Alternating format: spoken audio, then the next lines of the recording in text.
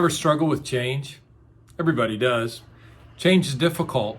Takes us out of our comfort zone, makes things that we were very, very satisfied with, very, very uncomfortable and dissatisfying. So why go through change? Why go through the chaos of change? Well, that's what we're going to talk about today, and the real value of change and how that we can go through that process and come out a little more successful maybe than we have in the past. I'm Richard Jolliff, and I'm going to be sharing with you today on Leadership to Go. I hope you'll take time to subscribe. We just broke through the 1,000 subscribers barrier, and so we're thrilled about that. And I hope that you will take time to become one of our subscribers, which then you'll get a notification. Also, if you just click on that like button. Now, if you don't like the video, don't click on nothing. But if you like it, then click on it, say I like it. You can leave a comment if you'd like to. I think we do have that all enabled. But we're very grateful for the opportunity to share with each of you that join us throughout these Monday insights that we bring with Leadership to Go. And it's the purpose of this is to really hit it hard, hit it fast, and just be able to get into some leadership principles within 10 to 15 minutes and break it into segments. And I'm sure we won't get through all of this today because we're going to be talking about chaos and change. So let's talk about a couple of things. One is that I read this in Harvard's Business Review, and it's called the Mind Skills Gap. The lessons learned in a school can become outdated before student loans are paid off. Can you imagine that? The lessons learned in school, a lot of students are graduating with $60,000 to $80,000 in student loan debt. The lessons learned in school can become outdated before the student loans are paid off.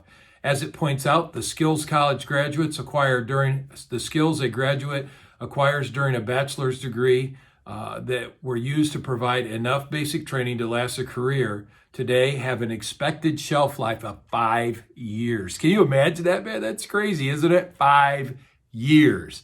So in turn, studying the impact of disruptive change on existing skill sets.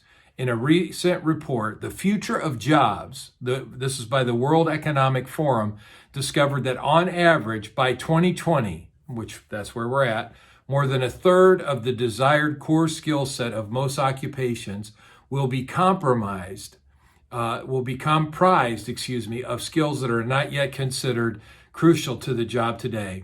Or as lynda.com author Mark Neiman Ross stated bluntly, here we go, this is tough. In 4 years, you'll have to relearn 30% of your job. Wow.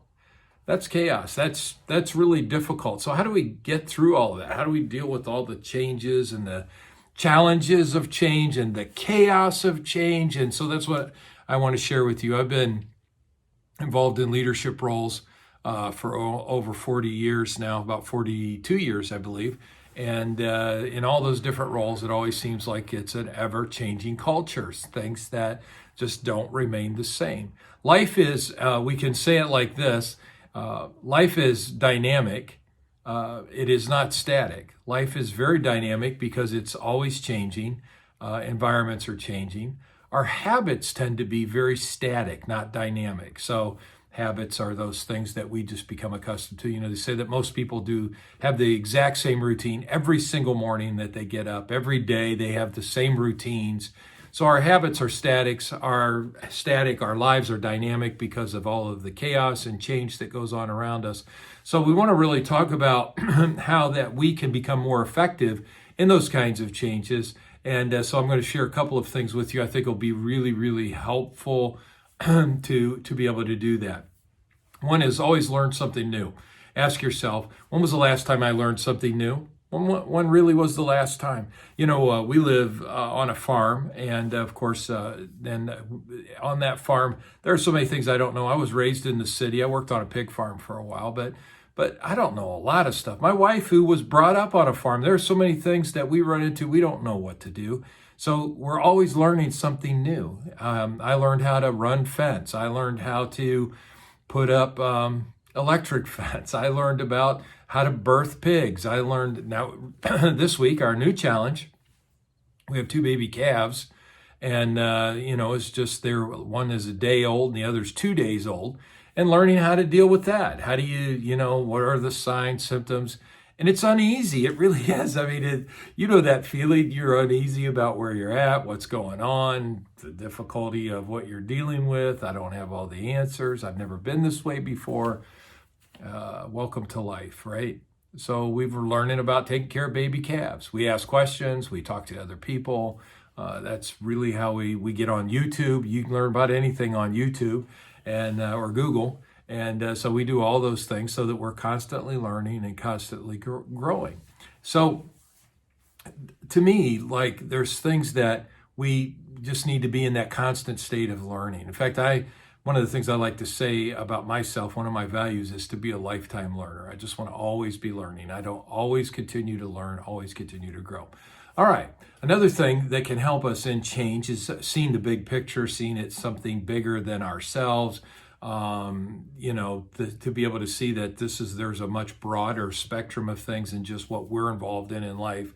That's one challenge. It does make it difficult, but it is one of those things that we need to be able to do. So seeing something bigger, continually learning, unlearning, and relearning. We'll go into a little bit more detail on these a little later on.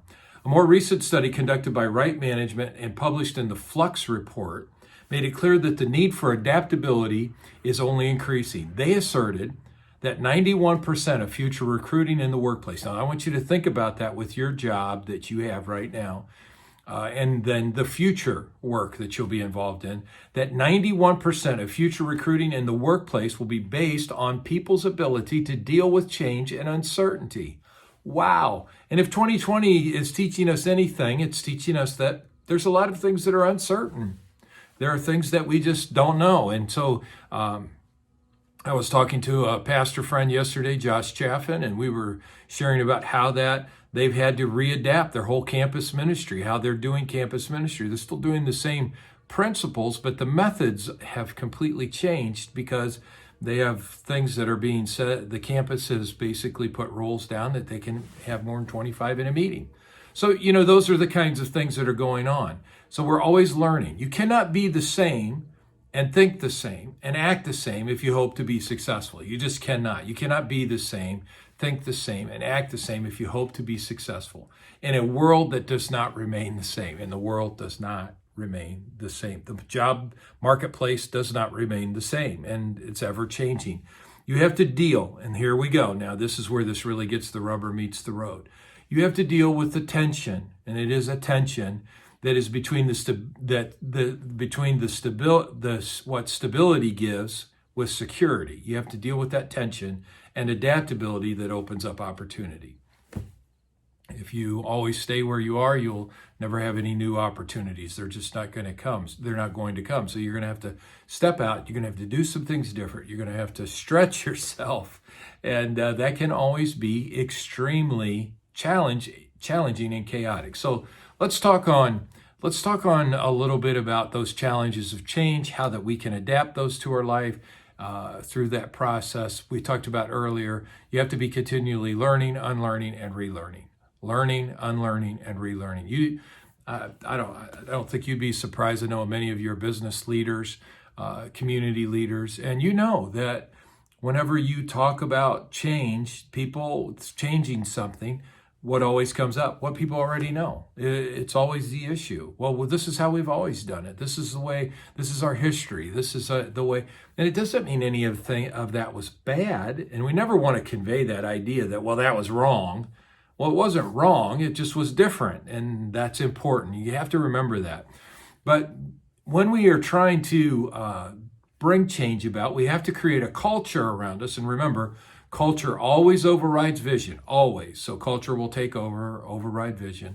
We have to create a culture around us, and we as leaders are responsible to do this, we are continually learning, we're continually unlearning, and we are continually relearning. So that's tough because we want to hang on to what we already know. Like I said, habits are static. So what we already know, those are our habits. That's the way we've always done things.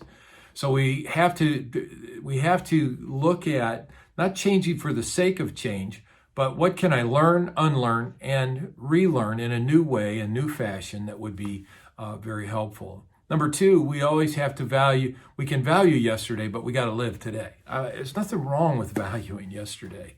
There's a Bible verse that says, don't remove the ancient landmarks. And I believe that, Our country is right now in chaos because people are trying to remove ancient landmarks. And look, that's our history. We value what we learned from yesterday. Even with the racism issues that we're dealing with, when we're dealing with those issues, we're looking at what did we learn from all of that? We learned how wrong it was. We learned that slavery was wrong. We learned that there were leaders that led us out of the idea of having slavery in our country, the equal opportunities that were made available through the freedoms that were given to all men, that all men are created equal in the sight of God. That's what our Constitution says. So, our Declaration of Independence, excuse me.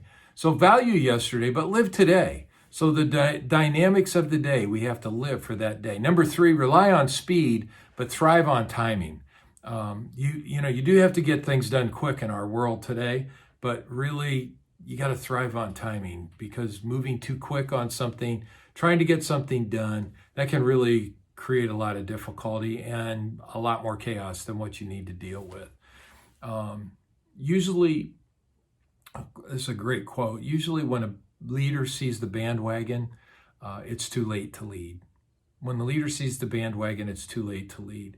One of our goals as leaders, and this should be like right at the top, not right next to that, I'm going to be a lifetime learner thing, is that I'm always going to stay ahead of where everything is at.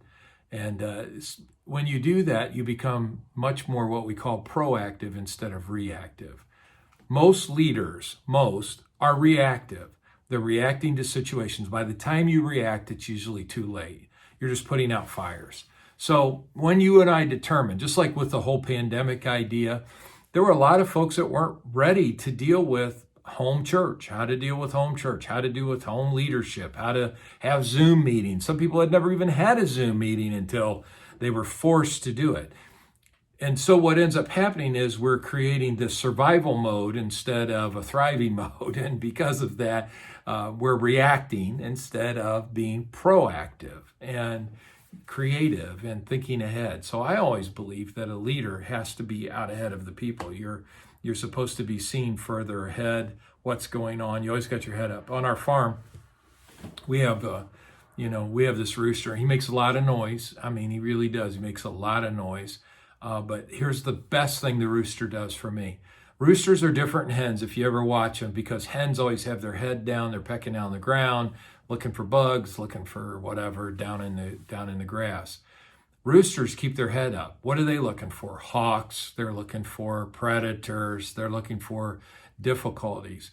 They keep their head up, they stand erect, they watch all the time. And when they see something, the warning comes and they gather everybody together. In fact, it was interesting the other day, we noticed we have two hens that were from our other batch. And the new rooster, whenever he saw a problem, a hawk flew across our property, he went after those two hens and got them to come over to the hen house with him. And he's younger. He's not even, I don't think he might be 3-4 months old, maybe. And but he's already those characteristics. He's a leader. He's leading. That's what I need him to do. I tell him, look, protect these. I don't know. He can't understand me, obviously, but protect these girls, all right? Protect the farm. Protect these animals. Let them know when there's things that are coming. Well, that's what a leader does. They have to. And when we see the bandwagon, once a leader sees that bandwagon, it's too late to lead if you've already seen that happen. If this is what everybody's already saying we should do. All right, number 4, we'll stop with this one. Pick it up next time. See the big picture as the picture keeps getting bigger. See the big picture as the picture keeps getting bigger. A banker said, I loan money to those who are fencing out. They need help to get bigger and better. Fencing out is where you're increasing your fence range. You're increasing your capacity for growth. That's the big picture. That's always realizing that all our lives. I know sometimes we complain about, man, I just can't take this chaos anymore, the changes. Well, that's all a part of fencing out. That's what happens is that we can't become comfortable, or we're going to get stuck in some place in our life where we're not going forward. We're not We're not moving into the things we need to do. And then eventually the trap is that we're going to get bored in that environment, and that's going to be tough. And so I just encourage you that, look, fence out. Start thinking about how you can fence out what you're doing. Do more, accomplish more, increase what you're doing. Hey, it's been my great honor to be with you today, and I hope this has really challenged you. We'll pick this back up the next time we come together. We're going to start out right away by talking about living today, but think about tomorrow. Living today, but think about tomorrow. And I want to just invite you, if you would, to take time to hit that subscribe button, if you would. As I shared at the first part of the broadcast, we're already over 1,000 viewers. I think 1,010 of today, and of this video taping. And so if you take time and would just put a subscribe, it'll notify you when these come up. Also, if you would, just please help us by liking the video. And every time you view it, knocks one up and one more viewer, which helps us. And all of this, what it does and why I asked for it, is because it helps move us up in what YouTube provides to get the message out. And that's what really we want to do. All right, great time with you today. Let's deal with chaos. Let's move forward. Let's be dynamic and not just static. God bless you till the next time we're together. You have a great day.